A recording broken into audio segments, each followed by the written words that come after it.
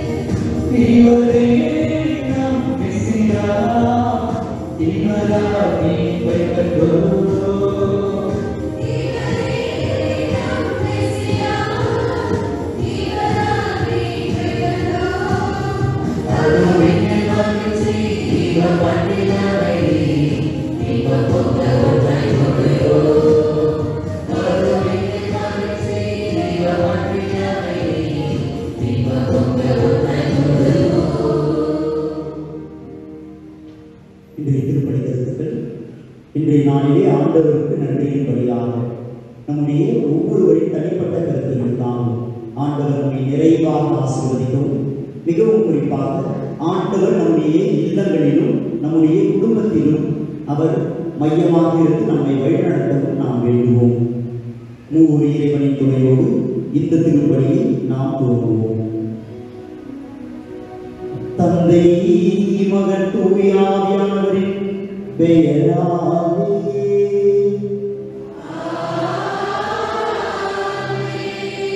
நம் ஆண்டவராகிய இயேசு கிறிஸ்துவின் அருளும் கடவுளின் அன்பும் தூய ஆவியானவரின் நட்புறவும் உங்கள் அன்பரோடும் இருப்பதாக.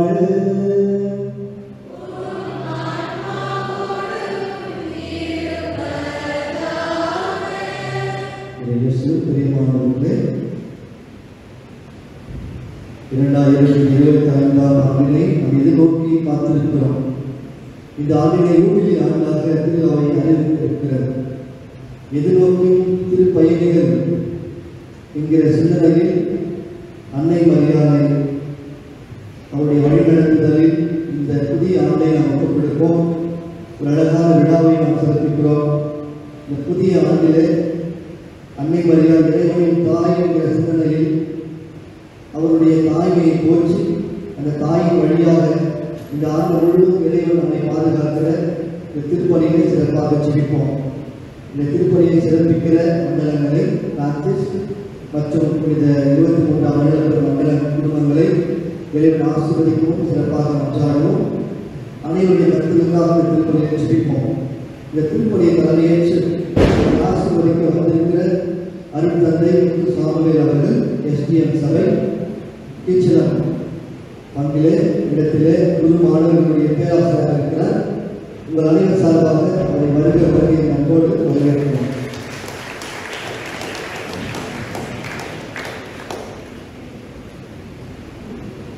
தொடர்ந்து திருப்பணியாளர் தகுதியோடு பங்கு பெறுவதற்கு தடையாக இருக்கிற நம்முடைய பாவங்களுக்காக வருகிறோம். எல்லாம் இறைவனிடமும் சகோதர சகோதரிகளை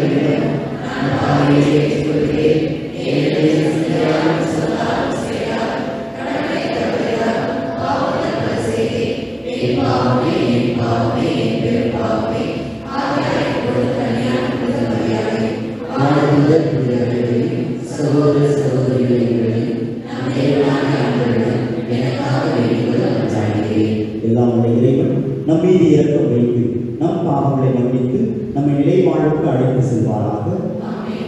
இறைவனின் பிரியமுள்ள சகோதர சகோதரிகளே, இன்னும் சில நொடியில் பிறக்க இருக்கும் புதிய ஆண்டில் வருத்தத்திலிருந்து சந்தோஷத்திற்கும், வெறுப்பிலிருந்து அன்பிற்கும், மன அழுத்தத்திலிருந்து புத்துணர்ச்சிக்கும், இருளிலிருந்து ஒளிக்கும், ஊழலிலிருந்து நேர்மைக்கும், நோயிலிருந்து ஆரோக்கியத்திற்கும், இழப்பிலிருந்து செழிப்பிற்கும், அழுகையிலிருந்து மகிழ்ச்சிக்கும், தோல்வியிலிருந்து வெற்றிக்கும், குழப்பத்திலிருந்து தெளிவிற்கும், ஏமாற்றத்திலிருந்து நம்பிக்கைக்கும், பஞ்சத்திலிருந்து செல்வத்திற்கும் கடந்து செல்வோம். பழையதை மறப்போம், புதியதை நினைப்போம், கோபங்களை அகற்றுவோம், சந்தோஷங்களை பகிர்வோம், எதிரிகளை மன்னிப்போம், நண்பர்களை நேசிப்போம், தீயதை விட்டொழிப்போம், நல்லதை செய்ய முயற்சிப்போம். அன்பானவர்களே, உங்களுடைய கைகளில் அதை பாருங்கள். நேரம் இப்பொழுது சரியாக 12 மணி. 2024க்கு விடை கொடுப்போம். 2025 கரங்களை தட்டி நாம் வரவேற்போம்.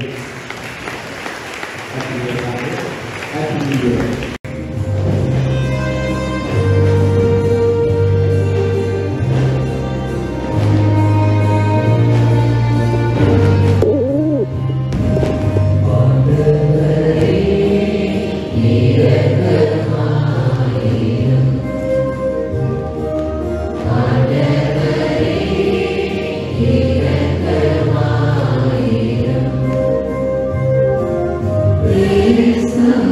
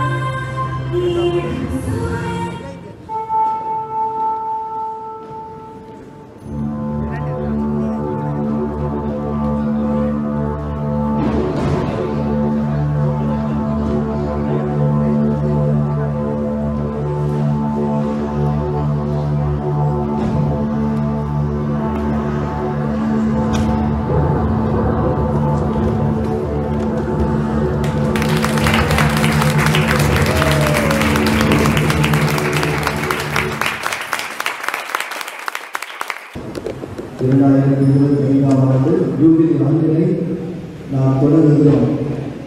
அது விடுதலை ஆண்டு. ஆண்டவருடைய மீட்பை நமக்கு கொண்டு வருகிற ஒரு ஆண்டு. ஆகவே இந்த 25ஆம் ஆண்டிலே அடியெடுத்து வைக்கிற நமக்கு இறைவனுடைய பாதுகாப்பும் பராமரிப்பும் நம்மோடு இருந்து நம்மை எல்லா தீமைகளிலிருந்தும் விடுவிக்க வேண்டும் என்று ஆண்டவருக்கு மன்றாடி மகிழ்ச்சியோடு உன்னதத்தில் இருக்கிறதை நாம் பாடி இந்த ஆண்டினை நாம் வரவேற்போம்.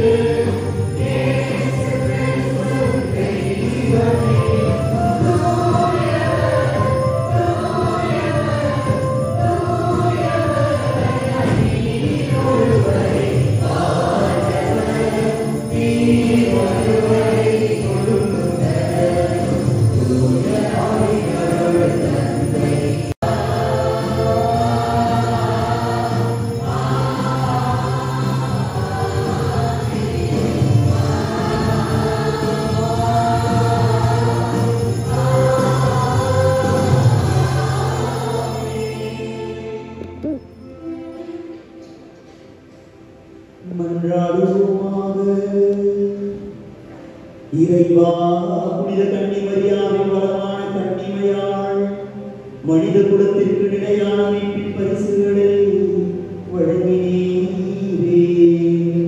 அவரது பரிந்துரையை நாங்கள் உணரவும் அவர் வழியாக வாழ்வில் ஊற்றாகிய திருமகனும் எங்கள் ஆண்டவருமாகிய இயேசு கிறிஸ்துவை பெற்றுக் கொள்ளவும் நாங்கள் தகுதியுள்ளவர்களாயிருக்க அருள் புரிவீராக. உம்மோடு தூய ஆவியானவரின் ஒன்றிப்பில் இறைவனாய் என்றென்றும் வாழ்ந்து ஆட்சி செய்கின்றவர் வழியாக உம்மை மன்றாடுகின்றோம்.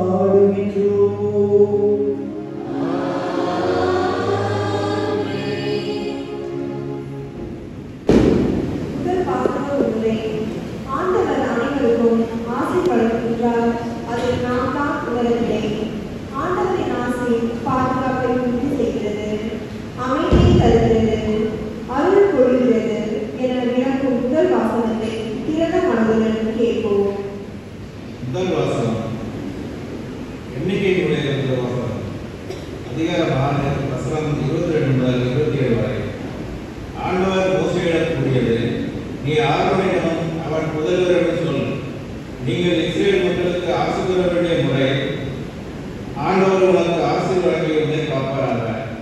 ஆண்டவர் தன் திருமுகத்தை உன்மேல் ஒளிரச் செய்து உன்மீது அருள் பொழிவாராக. ஆண்டவர் தன் திருமுகத்தை ஒரு பக்கம் திருப்பி உனக்கு அமைதி அருள்வாராக.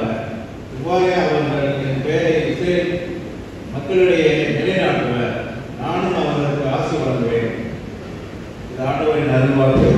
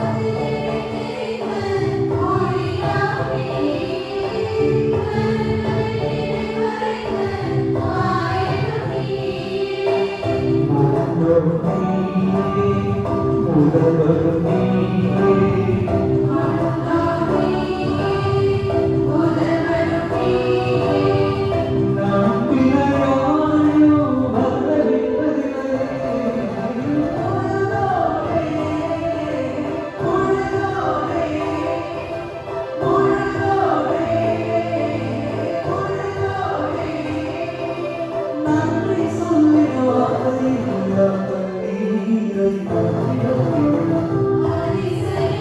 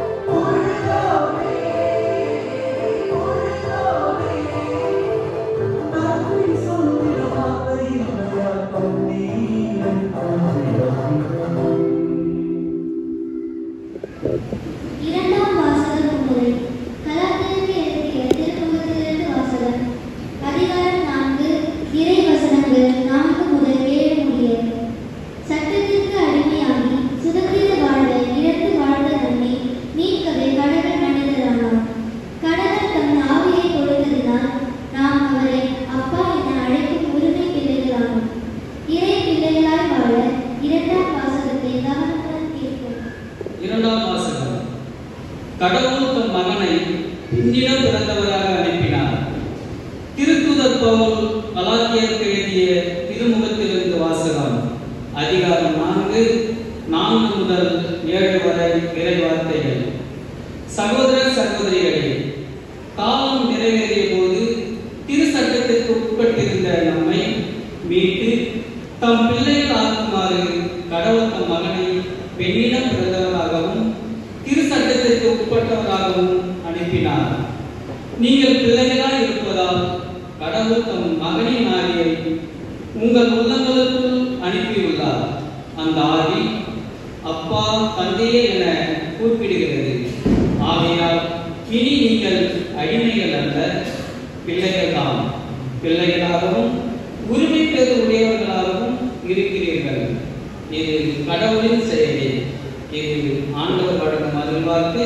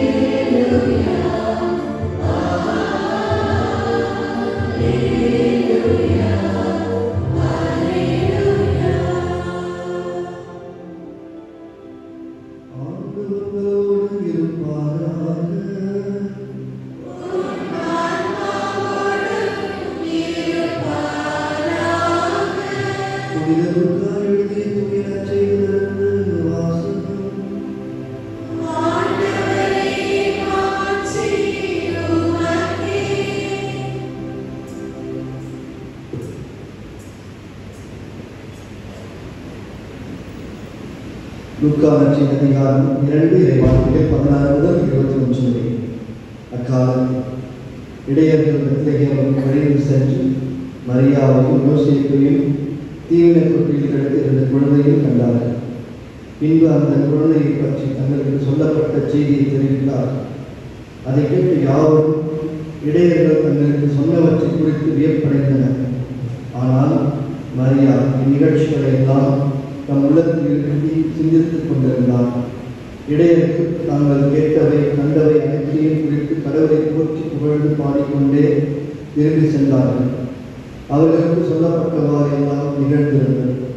குழந்தை விருத்த சேதனம் செய்ய வேண்டிய 8ஆம் நாள் வந்தது. தாயும் வயிற்றில் உருவாகும் முன்பே வானங்கள் சூரியனுவாறு அதற்கு இயேசு என்று பெயரிட்டார்கள்.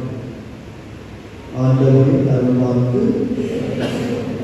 பிரியமுள்ள சகோதர சகோதரி எல்லாரும் எப்படி இருக்கிறீங்க? கடவுள் உங்களை நிறைவாக ஆசீர்வதிப்பாராக. இன்றைய நாளிலே நாம் வருடத்தின் முதல் நாளை தொடங்கி இருக்கிறோம். ஆண்டவருடைய ஆசீர்வாதத்தோடு நாம் நினைச்சிருந்தா வீட்டில் தூங்கிருக்கலாம், அப்படி இல்லைன்னா காலையில் பூசை பார்த்துக்கலாம் அப்படின்னா நினைச்சிருக்கலாம். ஆனால் நீங்க ஆண்டவர் முக்கியம், முதல் நாள் ஆண்டவரை சந்திக்கணும் அப்படின்னு வந்திருக்கீங்க. பார்த்தீங்கன்னா அந்த உள்ளத்தை ஆண்டவர் நிறைவாக ஆசீர்வதிப்பார். அன்பார்ந்தவர்களே, இன்றைய நாளிலே நாம் முப்பெரும் விழாவை கொண்டாடுகிறோம். சொல்ல முடியுமா என்னென்ன விழா கொண்டாடுறோம்? பிள்ளைங்க சொல்லுவாங்க. என்னென்ன விழா? பிள்ளைங்க சொல்ல மாட்டேங்கிறாங்க, பெரியவங்க சொல்லுங்க. அன்னை மரியாள் இறைவனின் தாய். புத்தாண்டு என்று புத்தாண்டு. இரண்டாவது மூணாவது இயேசுவுக்கு பெயரிட்ட நாள். இந்த முப்பெரும் விழாவை இன்றைய நாளிலே நாம் கொண்டாடுகின்றோம். இந்த நாளிலே நாம் ஆலயத்துக்கு வந்திருக்கிறோம்ல, வீட்டுக்கு போகும்பொழுது ஆசீர்வாதத்தோடு போகணும். இறை வார்த்தையோடு நாம் இல்லத்திற்கு செல்ல வேண்டும். அப்படின்னா என்னது? ஆலயத்திற்கு உள் வருகின்ற பொழுது, வெளியே செல்கின்ற பொழுது மாற்றம் பெற்றுதான் செல்ல வேண்டும். பல நேரங்களில் எப்படி தெரியுமா? எந்த மனநிலையோடு வருகிறோமோ, எந்த சிந்தனைகளோடு வருமோ, அதே சிந்தனையோடு அதே மனநிலையோடு நாம் வெளில போவோம். நல்லா யோசிச்சு பாருங்க. கஷ்டத்தோடு வந்தோம் அப்படின்னா ஆலயத்துக்கு வந்து வெளில போகும்போது கஷ்டம் இல்லாமல் சந்தோஷமா போகணும். ஆனா நம்ம போறோமா? ஒருவேளை பூசைக்கு முன்னாடி ஒருத்தங்கிட்ட பேசாம வந்திருக்கிறோம். பூசை முடிச்சதுக்கு அப்புறம் அவங்கள போயிட்டு மன்னிச்சு அவங்க கிட்ட பேசுறோமா? மாற்றம் பெறுகிறோமா? அப்படின்னா பெரிய கேள்விக்குறிதான். ஆனா ஆலயத்துக்கு வருகிற எல்லா பொருட்களுமே மாற்றம் பெறுகிறது. அதாவது சாதாரண தண்ணி ஆலயத்திற்குள் வருகின்ற பொழுது அது தீர்த்தமாக மாறுகிறது. சாதாரண கோதுமையில் செய்யப்படுகின்ற அந்த அப்பம் இந்த இடத்திலே அது அர்ச்சிக்கப்பட்டு இயேசுனுடைய உடலாக மாறுகிறது.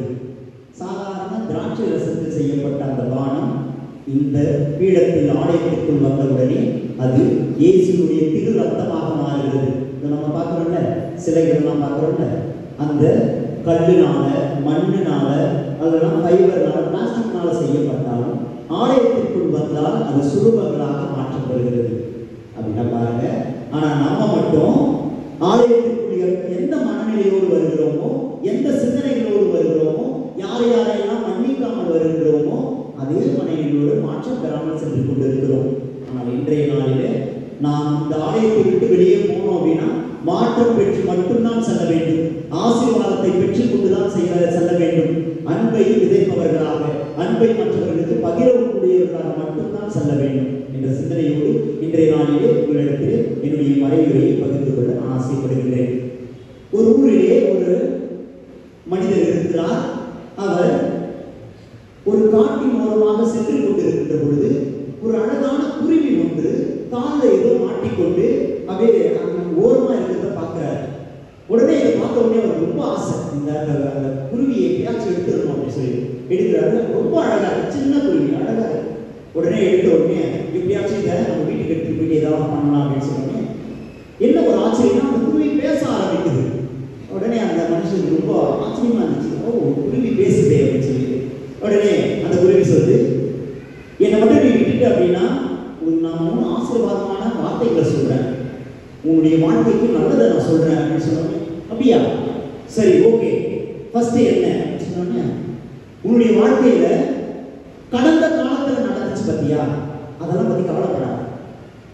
அதெல்லாம் கவலைப்படாம இருந்தா வாழ்க்கை சந்தோஷமா இருக்கும்.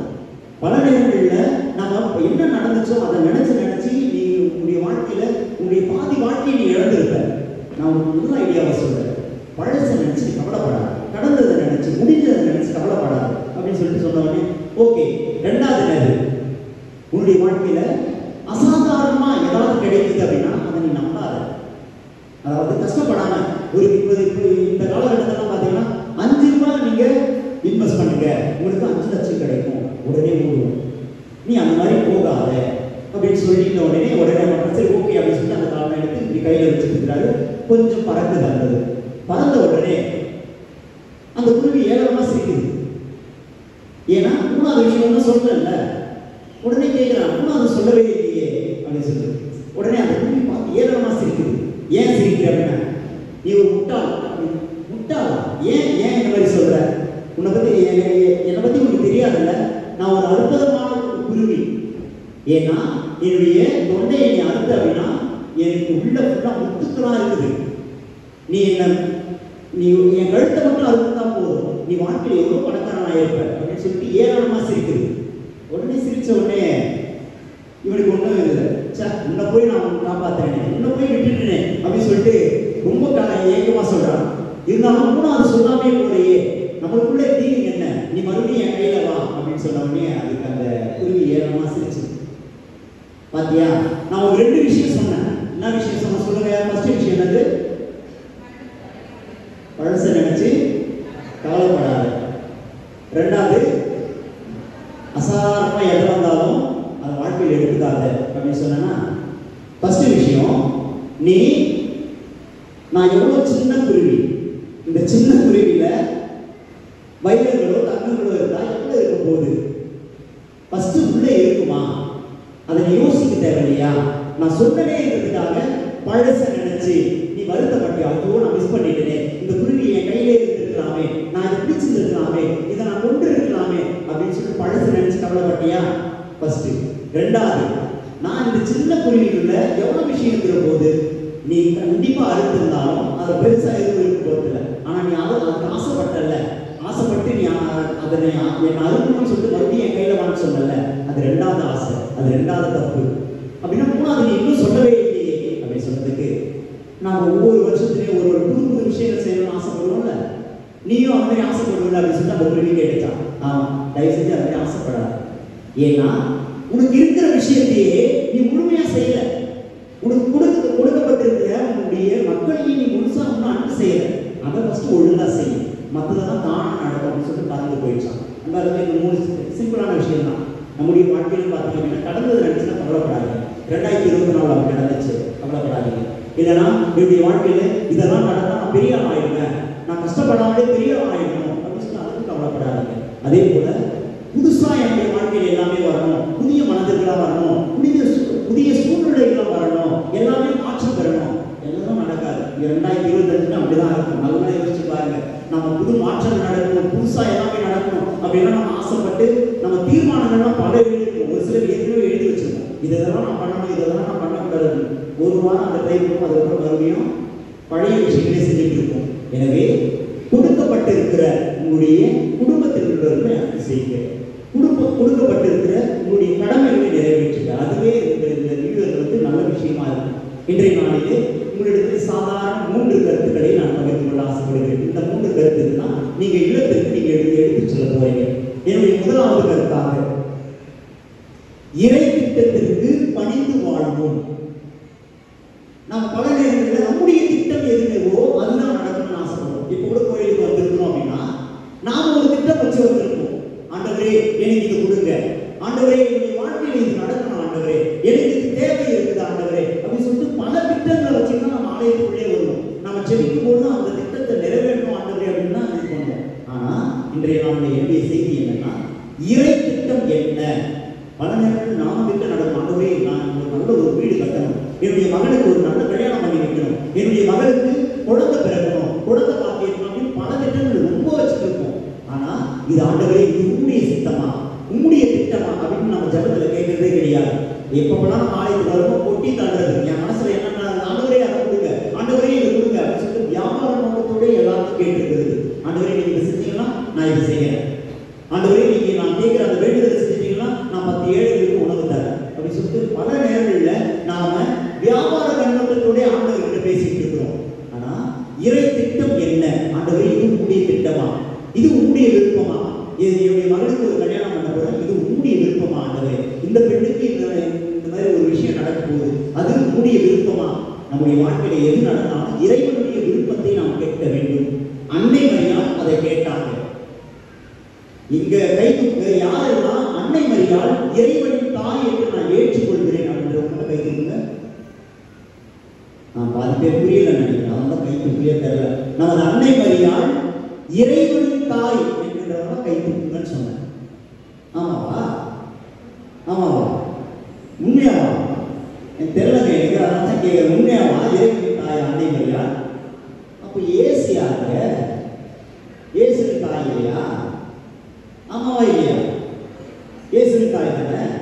இந்த மாதிரி தான் என்ன பண்ணாங்க அப்படின்னா 431ஆம் ஆண்டுல என்ன சொன்னாங்கன்னா, அன்னை மரியாள் கடவுளுக்குலாம் தாய் கிடையாது, இயேசுவுக்கு மட்டும்தான் தாய். ஏன்னா வானதூதர்களிடமிருந்து செய்தி கொடுத்தாங்க, அதன் மூலமா வந்தது இயேசு, அதனால அவங்க இயேசுவின் தாய் தான் அப்படின்னு சொன்னாங்க. ஆனா நம்முடைய திருச்சபை ஒத்துக்கல. எபேசுஸ் என்ற அந்த சங்கத்துல அவங்க சொல்றாங்க இல்ல அப்படி இல்லை, அதுக்கு விளக்கம் தராங்க. இப்போ சிஎஸ்ஐ காரணம் வந்து உங்களை கேட்கறான்னு வச்சுக்கல, சிஎஸ்ஐ காரணம் அன்னை மரியாதை நம்புறாங்களா? ஆனா நம்மள பல கேள்வி கேட்கிறாங்க, ஆனா பதில் சொல்ல தெரியலையே நம்மளுக்கு. இறை வார்த்தை இருக்கிறது, இறை வார்த்தை இருக்கு, நமக்கு சொல்ல தெரியலையே.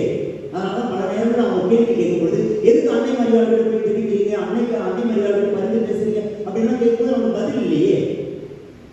நமக்குள்ள 1008 பிரச்சனை இருந்தாலும் நமக்குள்ள சொல்லிப்பான் அன்னை மரியாதை எல்லாம் பரிந்துரை கேட்டா கிடைக்கும்பா. எப்படிப்பா கிடைக்கும்? அது ஆன்சர் கேட்டா சொல்லணும்ல. அன்னை மரியாதை எப்படி இறைவனின் தாய் அப்படின்னு கேட்கிறான்னு வச்சுங்களேன், என்ன பதில் இருக்குது? இறைவனின் தாய் அப்படின்னு சொல்றாங்கன்னா பைபிள் இருக்காங்க. வெரி குட் தம்பி, எங்க இருக்குது? பைபிள்ல தான் இருக்குது. பைபிள்ல தான் இருக்குன்னா எங்க இருக்குன்னா பைபிள்ல தான் இருக்கு. இறை வார்த்தையோடு சொல்லணும். இறை வார்த்தை சொன்னாதான் அவங்களுக்கு சாட்சியாக இருக்கும். சரி, நான் உங்ககிட்ட ஒரு கேள்வி கேட்கிறேன். சூப்பர்மா, எல்லாருமே பைபிள் படிச்சுட்டு இருக்கீங்க. ஆமா, அதுதான் உண்மை. நான் உங்களுக்கு ஒரு புதிய செய்தி சொல்றேன். அப்படின்னா அந்த சிஎஸ்சி காரணம் வந்து உங்களை கேட்பாங்கல்ல, நீங்க ரட்சிக்கப்பட்டீங்களா, நீங்க அபிஷேகம் பெற்றீங்களா, ஆண்டவருக்குள்ளாக வந்துட்டீங்களா அப்படின்னா கேட்பாங்கல்ல. நீங்க சொல்லி கேள்விப்பட்டிருக்கீங்க, உங்களுக்கு ரட்சிக்கப்பட்டீங்களா, அபிஷேகம் பெற்றீங்களா அப்படின்னா கேட்கிறாங்க. அப்படின்னா நீங்க என்ன பதில் சொல்றீங்க? நீங்க அபிஷேகம் பெற்றிருக்கீங்களா? ஆமாவா? அபிஷேகம் பெற்றிருக்கீங்களா? வெரி குட்மா.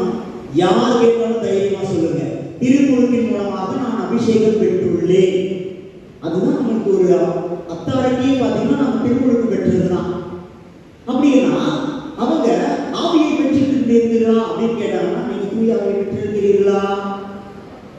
இந்த மாதிரி கேட்டா நீங்க சொல்லுவீங்க, எனக்கு தெரியும். எங்க பெற்றிருக்கிறீங்க? எங்க உறுதி புசல் வழியாக பெற்றிருக்கிறீங்களா? அப்படின்னா அவங்க ஆண்டவருடைய ஆவியை பெற்றிருக்கிறாங்களா? பெற்றிருக்காங்களா இல்லையா? சிஎஸ்ஐ பெற்றவர்கள் அவங்க பெற்றிருக்காங்களா இல்லையா? பெற்றிருக்கிறாங்களா? அப்படியா? அவங்க தானே கேட்கிறாங்க. நானும் ஆவியில நிரம்பி இருக்கிறோம், ஆவியில நாம் ஜெபிக்கிறோம், நீங்க அப்படின்னா ஜெபிக்க மாட்டேங்கிறீங்க, புக்ல இருக்கு எதோ படிக்கிறீங்க, அதுவும் தொடர்ந்து படிக்கிறீங்களே அப்படின்னா கேட்கிறாங்களே. அன்பார்ந்தவர்களே, நல்லா கவனிங்க. அன்னை மரியாள் அழைப்பு பெற்ற உடனே 90 மைல் சென்று எலிசபெத் அம்மாளை சந்திக்கிறாங்க. சந்திச்ச உடனே அவங்க அங்க ஒரு விஷயம் நடக்குது. என்ன? போன உடனே இவங்க வந்து 12 வயது சிறுமி, அவங்க வந்து அவங்களுடைய சித்தி. யூத முறைப்படி ஒருத்தர் சின்னவங்க பெரியவங்களை போய் பார்த்தாலும், யார் ஒருத்தரை பார்த்தாலும் அவங்கள பார்த்த உடனே ஒரு வார்த்தை சொன்னேன். என்ன வார்த்தை? ஷாலோம், அமைதி உண்டாகுங்க அப்படின்றது மீனிங். ஷாலோம் அப்படின்னு சொன்னாங்க. அந்த மாதிரி சொன்ன உடனே ஒரு விஷயம் நடந்துச்சு. என்ன விஷயம்? அன்னை எலிசபெத் அம்மாள் எழுந்த வயிற்றில் இருந்த குழந்தை பேர் வகையால் துள்ளிற்று. ஓகேங்களா? அந்த இடத்துல எலிசபெத் அம்மாள் ஆவியினால் நிரப்ப பெற்றார்கள், தூய ஆவியை பெற்றுக் கொண்டார்கள். தூய ஆவியை பெற்றுக் கொண்டவுடனே அன்னை மரியாளுக்கு யாருமே சொல்லல. அன்னை மரியாளுக்கு வானதூதர் கூப்பிட்டு இங்க வந்த உடனே எலிசபெத் அம்மாளுக்கு யாருமே சொல்லல. முன்னாடியே போன் பண்ணி சொல்றாங்கன்னா வசதி இல்லை. அன்னை மரியாள் சொல்ல வேற யாருமே சொல்லல. ஆனா அன்னை மரியாள் வந்த உடனே எலிசபெத் அம்மாள் சொன்ன வார்த்தை, ஆண்டவருடைய தாய் என் இல்லத்தில் வர நான் பேறு பெற்றவர். யார் இந்த செய்தியை சொன்னது? யார் சொன்னது? அன்னை மரியாள் சொன்னாங்களா? தூய ஆவியார் தானே. தூய ஆவியாரை பெற்றுக் கொண்டவர்கள் அன்னை மரியாதை மறுதளிப்பாங்களா? நீங்க எலிசபெத் அம்மாள் சொன்னாங்களா? மறுதளிச்சாங்களா? தூய ஆவியை பெற்றுக் கொண்டவர்கள் நம்ம இறை வார்த்தையை ஒரு வார்த்தையை படிச்சோம்னா எலிசபெத் அம்மா தூய ஆவியார் ஆட்கொள்ளப்பட்டார்கள். ஃபர்ஸ்ட் அப்படின்னா தூய ஆவியார் உள்ள இருக்க உடனே அவங்க சொன்ன வார்த்தை, ஆண்டவருடைய தாய் அன்னை மரியாதை ஆண்டவருடைய தாய் என்று ஏற்றுக்கொண்டார்கள். அப்படின்னா இந்த சிஎஸ்ஐ பெற்றவர்கள் இருக்கிறவங்கலாம் நான் ஆவியை பெற்றிருக்கிறேன், ஆண்டவருக்குள்ளாக இருக்கிறேன், நான் தூய ஆவியில் நிரம்பி இருக்கிறேன் அப்படின்னு சொல்றவங்க தூய ஆவி இருக்கிற இடத்துல எப்படி அன்னை மரியாதை எதிர்க்க முடியும்? அன்னை மரியாதை இல்லை என்று எப்படி சொல்ல முடியும்? அன்னை மரியாதை இறைவனின் தாய் என்று எப்படி சொல்ல முடியும்? அப்படி யாராச்சும் சொல்றாங்க அப்படின்னா அவர்களுக்கு தூய ஆவி இருக்குதான் அவங்க கிளைம் பண்ணாங்க அப்படின்னா அவர்கள் பொய்யர்கள், அவங்க பொய் சொல்றாங்கன்னு அர்த்தம். ஏனென்றால் தூய ஆவியை பெற்றுக் கொள்பவர்கள் அன்னை மரியாதை ஏற்றுக்கொள்வார்கள். நல்லா கவனிச்சுங்க. ஏன்னா யார் கேள்வி கேட்டாலும் நீங்க சொல்லணும். ஏன்னா இவருடைய முக்கிய நாளிலே அன்னை மரியாள் இறைவனின் தாய் என்று சொல்லுகிறோம் என்றால் நாம் அதை உணர்ந்து கொள்ள வேண்டும். எதற்காக நாம் இறைவனின் தாய் என்று சொல்லுகிறோம் என்று. இயேசுவின் தாய் சொல்லி மற்ற மாதிரி சொல்லியிருக்கலாம். ஆனால் திருச்சபை சொல்லுகிறது இறைவனின் தாய். ஏனென்றால் நம்முடைய அபரிமிதமான நம்பிக்கை தந்தை, மகன், தூய ஆவியானவர் மூன்று கடவுள் அல்ல, ஒரே கடவுள். ஒரே கடவுள். அதனால நம்ம இயேசுவை கடவுள் என்று சொல்லுகிறோம், தூய ஆவியாரை கடவுள் என்று சொல்லுகின்றோம், தந்தை அவர்களை கடவுள் என்று சொல்லுகிறோம். அன்னை மரியாள் இவர்களை கருதறிந்தவர்கள். அதனால்தான் அன்னை மரியாள் இறைவனின் தாய் என்று சொல்லுகிறார்கள். இன்றைய நாளிலே என்னுடைய முதலாவது கருத்துக்கு இணையாக இறை திட்டத்தை படித்து வாழ்ந்தவர்கள் அன்னை மரியாள். ஏன் வாழ்ந்தாங்க, எப்படி வாழ்ந்தாங்க அப்படின்னு பார்த்தீங்கன்னா ரெண்டு வித்தியாசங்களுக்கு நான் வித்தியாசப்படுத்தி காமிக்கிறேன். பழைய ஏற்பாடு, புதிய ஏற்பாடு. பழைய ஏற்பாடு ஏவாள் யாரு? பழைய ஏற்பாடு மரியா யாரு? யாருமா? ஏவாள். ஏவாளுக்கும் அன்னை மரியாவுக்கும் எல்லாமே வித்தியாசங்கள் தான். முதல் வித்தியாசம் என்ன தெரியுங்களா? பழைய ஏவாள் ஆண்டவருடைய வார்த்தைக்கு எதிராக நடந்தாங்க. அந்த மரத்தில் இருக்கிற கனியை ஒண்ணாத அப்படின்னு சொன்னாரு, ஆனா அதை செஞ்சாங்க. ஆனா அன்னை மரியாள் உங்களுடைய வார்த்தையின்படி எனக்கு நடக்கட்டும், ஆண்டவருடைய வார்த்தையின்படி நடந்தாங்க. சொல்லிலும் செயலிலும் அவர்கள் செய்து காமிச்சாங்க.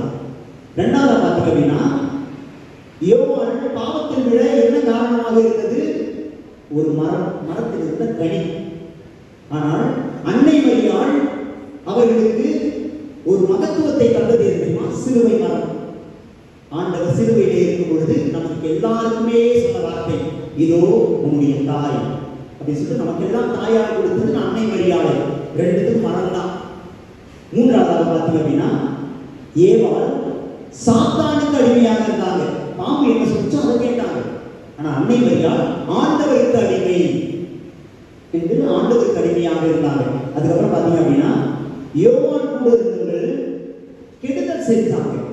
ஏன்னா சுத்தி இருந்த பாம்பு இதுக்கு சாம்பு, நீ பெரியவர்களாக அப்படின்னு சொன்னாங்க. ஆனா அன்னை மரியாள் எப்படிப்பட்டவங்க அப்படின்னா மற்றவங்களுக்கு உதவி செய்பவர்கள். எலிசபெத் அம்மாவுக்கு உதவி செய்தாங்க. கானா ஒரு திருமணத்திலே யார் தேவை இருந்தாலும் அவங்களுக்கு உதவி செஞ்சாங்க. ஏனென்றால் எதெல்லாம் இறைவனுடைய திட்டமோ, இறைவனுடைய சித்தமோ, உங்களுடைய விருப்பம் ஏதோ அதன்படி செய்யுங்க அப்படின்னு சொன்னாங்கன்னா அன்னை மரியாள். நம்முடைய வாழ்க்கையில் இன்றைய நாளில நம்முடைய திட்டங்கள் பல வச்சுருக்கிறோம். ஆனா ஆண்டவருடைய திட்டம் எது? ஆண்டவரே இது உங்களுடைய திட்டமா? என்னுடைய குடும்பத்துல ஒரு நல்ல விஷயம் செய்யணும், இது உங்களுடைய திட்டமா அப்படின்னு சொல்லிட்டு கேட்கிற ஜபத்துல நாம ஆண்டவர்கிட்ட கேட்டோம் அப்படின்னா இது இறைவனுக்கு சித்தமானால் கண்டிப்பாக அது நடக்கும். எரேமியா அதிகாரம் 29 இறைவசனம் 11 தெளிவான வார்த்தைகள். நாம பல திட்டங்கள் வச்சிருக்கோம்ல, ஆனா ஆண்டவர் சொல்றாரு இன்றைய நாள்ல வாக்கு தத்தமாக எரேமியா அதிகாரம் 29 இறைவசனம் 11, உங்களுக்காக நான் வகுத்திருக்கும் திட்டங்கள் எனக்கு தெரியும் என்றோ. நாம பல திட்டம் நம்ம சிந்தனையில வச்சிருக்கோம். ஆனா ஆண்டவர் சொல்றாரு உங்களுடைய ஒவ்வொருவருடைய வாழ்க்கையிலும், தனிப்பட்ட வாழ்க்கையிலும், குடும்ப வாழ்க்கையிலும் ஆண்டவர் திட்டத்தை வைத்திருக்கிறார். இறை திட்டம் இருக்கிறது. ஏற்கனவே திட்டத்தை வகுத்திருக்கிறார்.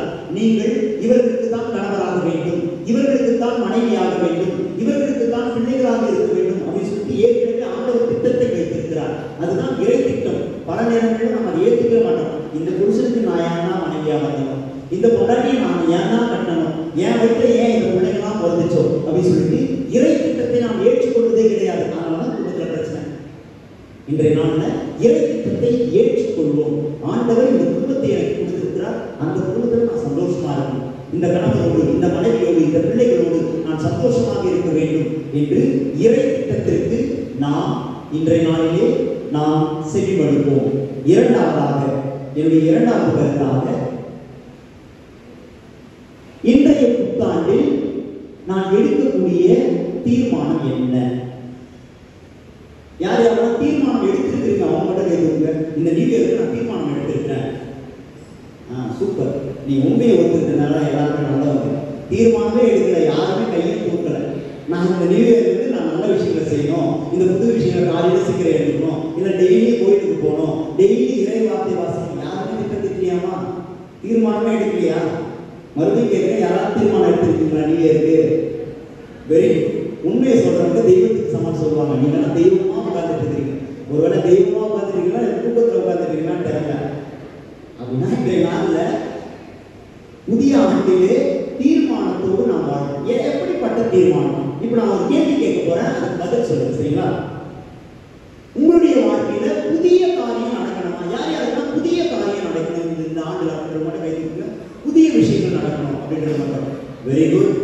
ஒருத்தருக்கு மட்டும் தான் நடக்கணும். அம்மா கை தூக்குனா கண்டிப்பா புதிய காரியம் நடக்கும். அதுக்காக தான் சொல்றேன், யாருக்கெல்லாம் புதிய காரியம் நடக்கணும் அவங்க கை தூக்குங்க. Very good. கையெல்லாம் தூக்க தேவை, நல்லா தூக்குங்க, உங்க கை தான். Very good. இன்றைய நாளில் யாரெல்லாம் கை தூக்குறீங்களோ உங்களுடைய வாழ்க்கையில புதிய காரியம் கண்டிப்பா நடக்கும். ஆண்டவர் ஆசீர்வதிப்பார், சரிங்களா? என்ன விஷயம் நடக்க போகுது அப்படின்னு பாருங்க. அப்படின்னா தொடக்க நூல் அதிகாரம் 50 இறைவசனம் 20. யாக்கோபு என்ன பண்ணுவார் அப்படின்னா தன்னுடைய 12 புதல்வர்களையும் அழைத்து அவர்களுக்கு ஆசீர்வாதத்தை தருகின்ற அந்த தருணத்திலே அவர் சொல்லுகின்ற வார்த்தை என்ன தெரியுமா? நீங்கள் எனக்கு தீமையை விதைத்தீர்கள், ஆனால் ஆண்டவர் அதை நன்மையாக மாற்றினார். ஓகேங்களா? இன்றைய ஆண்டுல இந்த தீர்மானத்துல ஒன்னா ஏற்றுங்க. என்ன தெரியுதுன்னா, என்னுடைய வாழ்க்கையில தீமையெல்லாம் நடந்திருக்கு. தீமை செய்தவங்கலாம் ரொம்ப பேர் இருக்கிறாங்க என்னுடைய சொந்தங்கள் மத்தியில. உங்களுக்கு நல்லா தெரியும் யாரெல்லாம் உங்களுடைய வாழ்க்கையில தீமை செய்தார்கள், தீமை நடந்திருக்குது, கெட்டது நடந்திருக்குது. அதெல்லாம் ஆண்டவர் இன்றைய நாளிலே நன்மையாக மாற்றப் போகிறார். அது ஒரு தீர்மானம், அது ஒரு வாக்குறுதி. ஆண்டவருடைய வாக்குறுதி புத்தாண்டிலே நாம் பெற்றுக்கொள்ள வேண்டும். ஆண்டவர் தருகின்ற முதல் வாக்குறுதி என்ன தெரியுங்களா? உங்களுக்கு இருக்கின்ற தீமையை ஆண்டவர் நன்மையாக மாற்றப் போகிறார். இரண்டாவது என்ன தெரியுங்களா? எசாயா அதிகாரம் 43 இறைவசனம் 18. பழையவைகளை மறந்துவிட்டு அவற்றை பற்றி சற்று சிந்திக்காதே, ஆண்டவர் புதிய செயல்களை செய்வேன் என்று வாக்குறுதி அளிக்கிறார். இன்றைய நாளில், அதுவும் புத்தாண்டுல, இந்த நல்ல நாளில் ஆண்டவர் தருகின்ற செய்தி பழைய எல்லாத்தையும் மறந்துருக்கு. உங்களுக்கு இருக்கிற மனத்தாங்கல்கள், மன்னிக்க முடியாத அந்த ஒரு உணர்வு, அல்லது குற்ற உணர்வு, உள்ளுக்குள்ளே ஒரு உணர்வுலாம் இருக்குல்ல, அதெல்லாம் ஆண்டவர் இன்றைய நாள் என்ன சொல்றாருன்னா பழையதெல்லாம் மறந்துருங்க. ஏன்னா ஆண்டவர் புதியதொரு உள்ளத்தை, புதியதொரு நாளை, புதியதொரு முன்னேற்றத்தை ஆண்டவர் இன்றைய நாளில் தரப்போகிறார். யாரெல்லாம் நம்ம உணர்றோமோ கண்டிப்பா ஆண்டவர் ஆசீர்வாதம் தருவார். அப்படின்னு வச்சுக்கலாம். 2024 நடந்துவா போகுது, புதுசா நடக்க போகுது அப்படின்னு நம்ம நினைச்சோம் அப்படின்னா கண்டிப்பா நம்ம பழைய நிலையிலே இருக்கணும்னு அர்த்தம். அவன் மன்னிச்சுட்டா மட்டும் என்ன நடந்துட போகுது, அவன் அன்பு செஞ்சா மட்டும் என்ன நடந்துட போகுது, மாற்றமா நடந்துட போகுது அப்படின்னு நம்ம உள்ளத்துல எண்ணிட்டோம் அப்படின்னா கண்டிப்பா பழைய வாழ்க்கையே தான் வாழும். ஆனா இன்றைய நாளில் புதிய வாழ்க்கையை வாழ ஆண்டவர் அழைப்பு கொடுக்கிறார். அதே போல பாத்தீங்க அப்படின்னா பிலிப்பியர் அதிகாரம் 3 இறைவசனம் 13. கடந்ததை மறந்துவிட்டு என் கண் முன்னே இருக்கும் இலக்கை நோக்கி ஓடிக்கொண்டிருப்பேன். இதுதான் இந்த ஒரு விஷயத்துல நீ பண்ண வேண்டியது. பழசெல்லாம் மறந்துருக்க, புதியதை நோக்கி போங்க அப்படின்னு சொல்லிட்டு ஆண்டவர் வாக்குறுதி தரார். ஆண்டவர் சொல்லுகின்ற வார்த்தை இதெல்லாம் இறை வார்த்தைகள். இந்த இறை வார்த்தையை கேட்கிறோம் அப்படின்னா அந்த இறை வார்த்தையை வாழ்க்கையில பயன்படுத்தணும். பழசு நினைச்சுக்கிட்டே இருக்காம புதியதை நோக்கி ஓடுங்க. பழைய அந்த கவலைகளை, பழைய குற்ற உணர்வுகளை, பழைய நினைவுகள் எல்லாத்தையும் மறந்துவிட்டு, அந்த காயங்கள்லாம் எல்லாத்தையும் மறந்துட்டு புதியதை நோக்கி ஓடுங்க, புதுசா பண்ணுங்க இந்த நியூ இயர்ல அப்படின்னு சொல்லிட்டு ஆண்டவர் அழைப்பு கொடுக்கிறார். மிகவும் முக்கியமா ஆண்டவர் சொல்லுகிற வார்த்தை என்ன தெரியுமா? எசாயா 54 இறைவசனம் 4. உங்களை பழைய அவமானங்களை, உங்களுடைய கண்ணீர்களை நீக்குவேன், உங்கள் வாழ்க்கையில் புதிதாக மாற்றம் செய்வேன். என்ன ஒரு ஆசீர்வாதமான வார்த்தையை பாருங்க. உங்களுடைய கண்ணீர்களை துடைப்பார் ஆண்டவர், உங்களுடைய கவலைகளை போக்குவார் ஆண்டவர். இன்றைய நாள் நம்ம ஆலயத்துக்கு வந்திருக்கிறோம் அப்படின்னா அது ஆசீர்வாதமாக தான் முடியணும். ஏன்னா அழுகையினாலோ இல்லை எனக்கு உடம்பு சரியில்லை, எனக்கு இது மாதிரி இருக்குது, என்னுடைய பழைய வாழ்க்கை இப்படி இருக்குது, நான் சோகத்திலே இருக்கிறேன், பிரச்சனையிலே இருக்கிறேன், எது எப்படி இருந்தாலும் ஆண்டவர் மீது நம்பிக்கை வச்சோன்னா நம்முடைய பழைய அவமானங்களை, கண்ணீர்களை, கவலைகளை நான் நீக்குவேன் என்று ஆண்டவர் வாக்குறுதி இருக்கிறார். இன்றைய நாளிலே அந்த ஆசீர்வாதத்தை நீங்கள் பெற்றுக்கொள்ளுங்கள். என்னுடைய 3வது சிந்தனையாக இந்த வருடத்திற்கான வாக்கு தத்தம். வாக்கு தத்தம் இறை வார்த்தை. இந்த இறை வார்த்தை இந்த ஆண்டிற்கு உங்களுக்கு கண்டிப்பாக உதவி செய்யும். என்ன இறை வார்த்தை அப்படின்னா, விவிலிய வச்சிருந்தீங்கன்னா வாசிங்க. எசாயா அதிகாரம் 43 இறை வசனம் 4. Very good. ஃபர்ஸ்ட் வார்த்தை என் பார்வையில் நீ விலையேற பெற்றவர். சிம்பிளான விஷயங்க. நாம பல நேரங்களில் நம்முடைய சிந்தனைகளால் தான் நம்ம அழுது கொண்டு இருக்கிறோம். நம்முடைய சிந்தனைகளால் தான் நம்முடைய வாழ்க்கையில் பிரச்சனை வருது. நம்முடைய சிந்தனைகளால் தான் நம்ம எல்லா தரத்திலும் சோகத்தில் இருக்கிறோம். ஆண்டவர் என்ன சொல்றாரு தெரியுமா? இன்றைய நாளில் என்னுடைய பார்வையில் நீ விலையேற பெற்றவன். இந்த உலகத்தில் இருக்கிறவங்க நம்ம எப்படி தெரியும் பார்ப்பாங்க, உன்னால முடியாது, உன்னால செய்ய முடியாது, இந்த வருஷத்துக்கு மட்டும் நீ மாறிடுவ போற, நீ எல்லாம் அப்படிதான் இருப்ப, உன் வாழ்க்கையெல்லாம் மாறவே மாறாது, நீ எல்லாம் மாறவே மாட்ட, உன்னுடைய வார்த்தைகள்லாம் மாறவே மாறாது, உன் செயல்கள்லாம் மாறாது அப்படின்னு சொல்லிட்டு இந்த உலகத்தில் இருக்கிறவங்க எப்படி வேணா அவங்களுடைய பார்வையில் உங்களை எப்படி வேணா சொல்லலாம், குறைகள் கூறலாம், உங்களை அசிங்கப்படுத்தலாம், நீங்க உங்களுக்குலாம் லாக்கியே இல்லை, உங்களால் எதுவுமே செய்ய முடியாது அப்படின்னு சொல்லி இந்த உலகத்தில் உள்ள மனிதர்கள் எல்லாம் பேசலாம். ஆனா ஆண்டவர் சொல்றாரு, என்னுடைய பார்வையில் நீ விலையேற பெற்றவன். ஆண்டவர் நம்மளை எல்லாம் வேற இடத்துல வச்சிருக்கிறாங்க, உயர்த்தி வச்சிருக்கிறார், அவருடைய கண்ணின் மணி போல நம்மளை வச்சிருக்கிறார். ஆனா நாம தான் சின்ன சின்ன விஷயங்கள்லாம் ஒருத்தர் ஏதாவது ஒரு வார்த்தை சொல்லிட்டாங்கன்னா, உன்னால இதெல்லாம் செய்ய முடியாது, நீ எல்லாம் லாக்கியே கிடையாது, நீ எல்லாம் கணவரா இருக்கிறதுக்கே தகுதி கிடையாது, நீ எல்லாம் மனைவியா இருக்கிறதே தகுதி கிடையாது, நீங்களாம் பிள்ளைகளா இருக்கிறதே தகுதி கிடையாது, யாரும் இந்த உலகத்தில் இருக்குன்னு சொன்னா உடனே சோர்ந்து போயிருக்கும், உடனே அழுகையில் இருக்கும். ஆனா ஆண்டவர் சொல்லுகிற வார்த்தை, என்னுடைய பார்வையில் நீ விலையேற பெற்றவன். அடுத்து படிக்குமா, மதிப்பு மிக்கவன். இந்த உலகத்தில் இருக்கிற மதிப்பெல்லாம் கவலைப்படாதீங்க, உங்களுக்கு மரியாதை செலுத்தல, வாங்க போங்கன்னு சொல்ல, எங்களை ஒரு மாதிரி கேவலமா நடத்துறாங்க, எங்கள் மனைவியா இருக்கணும், பெண்களா இருக்கணும், எங்களை இழிவுபடுத்துறாங்க, கவலையே படாதீங்க. ஆண்டவர் சொல்லியிருக்கிற வார்த்தை, என்னுடைய பார்வையில் விலையேற பெற்றவன். நீங்கள் எல்லாமே விலையேற பெற்றவர்கள் அப்படின்னா பாத்துங்க, முத்தை விட, மாணிக்கத்தை விட, தங்கத்தை விட, எல்லாம் எதெல்லாம் உயர்ந்து நினைக்கிறீங்களோ அதையெல்லாம் விட உயர்ந்தவர்கள் நீங்க. அடுத்து படிக்குமா, நான் உண்மையில் அன்பு கூறுகிறேன். பல நேரங்களில் நம்ம குடும்பத்தில் பிரச்சனை வருதுன்னா காரணம் என்ன தெரியுமா, இந்த உலகத்தில் இருக்கிறவங்க மீது அன்பு என்ற வார்த்தையை எதிர்பார்ப்பதனால, ஐயோ என் கணவர் என்ன அன்பு செய்ய மாட்டேங்கிறாரு, என்னுடைய மனைவி என்ன அன்பு செய்ய மாட்டேங்கிறாங்களே, என் பிள்ளைங்க நான் எவ்வளவு அருமையா வளர்த்தேன், ஆனா என்னுடைய பிள்ளைங்க என்ன அன்பு செய்ய மாட்டேங்கிறாங்க அப்படின்னு சொல்லிட்டு இந்த உலகத்துல வாழறதே பார்த்தீங்கன்னா அன்புக்காக தான். குடும்பத்தில் இருக்கிறவங்க அன்பு செய்ய மாட்டோம், ஆனா போன் எடுத்துப்போம், ஃபேஸ்புக், ட்விட்டர், ஸ்னாப்சாட், இன்ஸ்டாகிராம் இதெல்லாம் முகத்தெரியாதவர்கள்லாம் பார்த்து நான் உங்களை அன்பு செய்யறேன், இன்னும் உங்களை ரொம்ப பிடிச்சிருக்கு, நீங்க ரொம்ப அழகா இருக்கிறீங்க அப்படின்னு சொல்லிட்டு முகம் தெரியாதவர்களிடம் நாம் பேசிக் கொண்டு இருக்கிறோம். ஆனால் இன்றைய நாளில் ஆண்டவர் வாக்குறுதி என்ன தெரியுங்களா, ஆண்டவர் உங்களை அன்பு செய்கிறார். ஆண்டவருடைய பார்வையிலே நீங்கள் விலையேற பெற்றவர்கள், நீங்கள் ஒவ்வொருவருமே மதிப்புக்குரியவர்கள், ஆண்டவர்களுடைய அன்பு செய்கிறார். இந்த உலகத்தில் இருக்கிறவங்க அன்பு செய்யலாம் பரவாயில்ல, ஆண்டவர்கிட்ட வாங்க, ஆண்டவர்களை எப்பொழுதுமே அன்பு செய்ய தயாராக இருக்கிறார். இன்றைய நாளிலே இந்த 3 கருத்துக்களோடு நாம் இல்லம் செல்லுவோம். முதலாவது கருத்தாக இன்றைய நாளிலே இறை திட்டத்திற்கு பணிந்து வாழ்வோம். இரண்டாவதாக இந்த புதிய ஆண்டிலே தீர்மானத்தோடு, அதாவது என்னுடைய பழைய வாழ்க்கையை விட்டுவிட்டு, என்னுடைய பழைய வாழ்க்கையை நான் விட்டுவிட்டு புதிய வாழ்க்கையை வாழ வேண்டும். அதே போல தீமையெல்லாம் மறந்துவிட்டு ஆண்டவர் நன்மையாக மாற்றுவார் என்று தீர்மானம் எடுப்போம். அதே போல ஆண்டவர் நம்முடைய பழைய அவமானங்களை, கண்ணீர்களை, தவணைகளை, துன்பங்களை துடைப்பார் என்ற நம்பிக்கையோடு இருப்போம். மூன்றாவது கருத்தாக இந்த வருடத்திற்குரிய வாக்கு தத்தமாக, நான் ஆண்டவருடைய பார்வையில் விலையேற பெற்றவன், ஆண்டவருடைய பார்வையில் நான் மதிப்பு மிக்கவன், ஆண்டவர் என்னை அன்பு செய்கிறார் என்ற சிந்தனையோடு இந்த திருப்பணியை தொடர்ந்து இணைவோம். ஆமென்.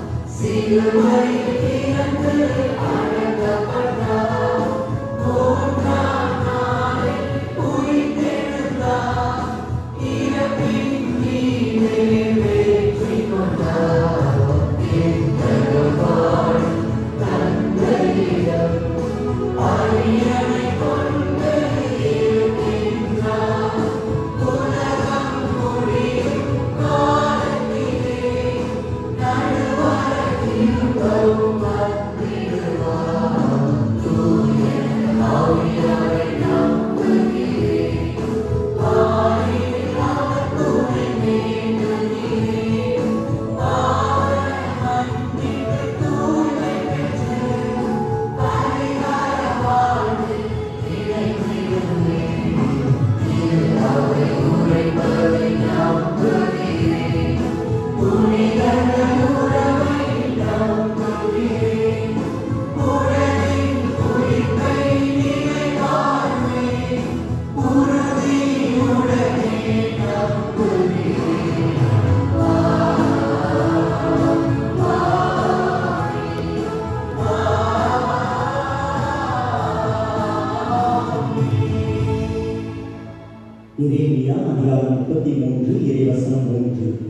என்னை நோக்கி மன்றாடு, நான் உனக்கு செவி சாய்த்து உனக்கு அறியாததும் உனக்கு எட்டாததுமான பெரிய காரியங்களை உன்னுடைய வாழ்க்கையிலே நான் நிகழ்த்துவேன் என்று வாக்குறுதி அளித்த ஆண்டவரிடத்திலே நம்முடைய மன்றாட்டுகளை நாம் ஏறெடுப்போம்.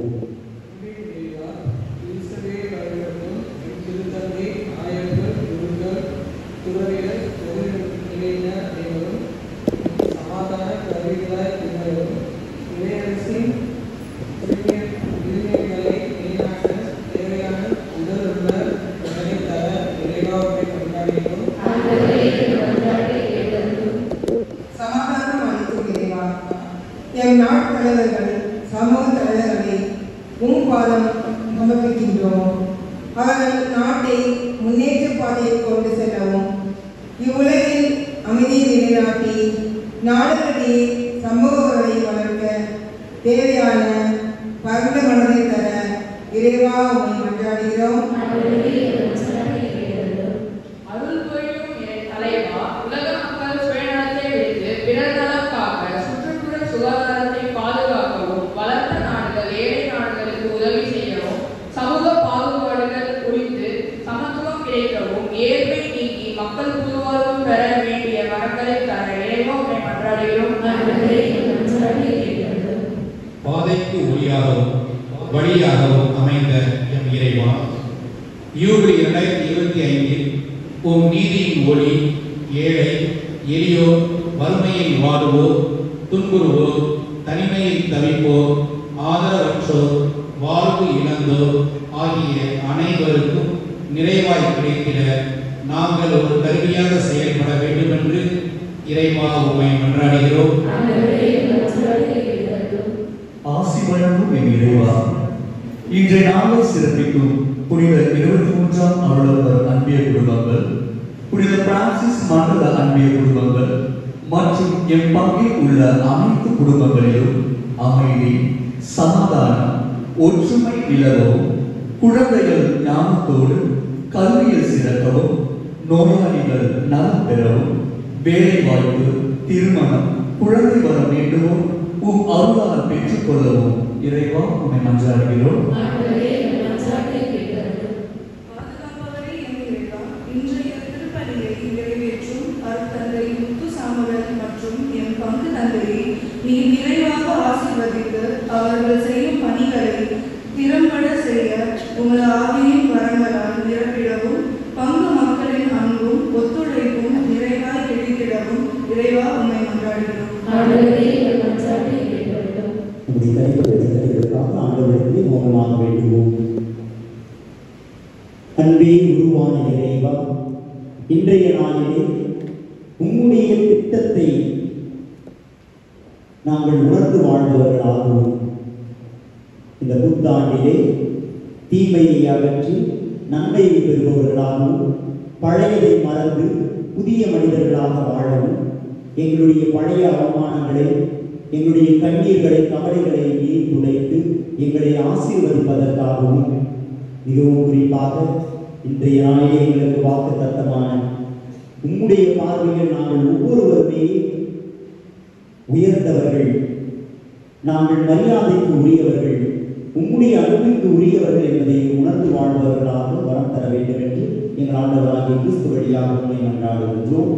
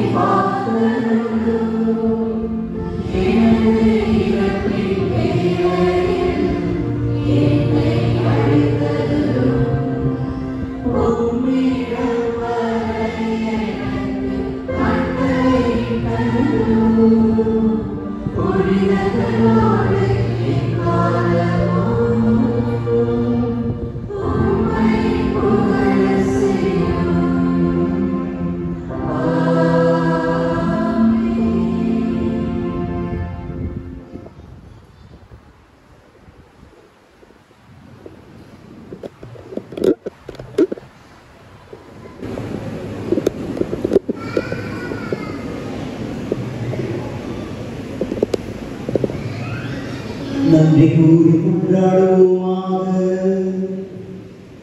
ஆண்டவரே, விண்ணகர் அடையாளங்களை மகிழ்வுடன் பெற்றுக்கொண்ட நாங்கள் உம்மை வேண்டுகின்றோம். என்றும் கன்னியான திருமகனின் தாயும் திரு அவையின் அன்னையுமான மரியாவை அறிக்கையிடுவதில் மகிழ்வுறும் நாங்கள் நிலை வாழ்வை நோக்கி முன்னேறி செல்ல இவ்வருள் அடையாளங்கள் எம்மை வழி நடத்துவதாக எங்கள் ஆண்டவராகிய கிறிஸ்து வழியாக உம்மை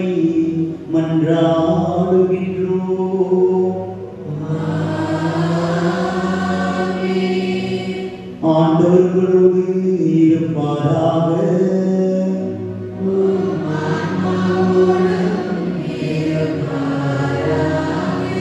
எல்லாம் வல்ல இறைவன் தந்தை மகன் தூய ஆவியானவர் உங்களுக்கு ஆசையை வழங்குவாராக. சென்று வாருங்கள், திருப்பலி நிறைவு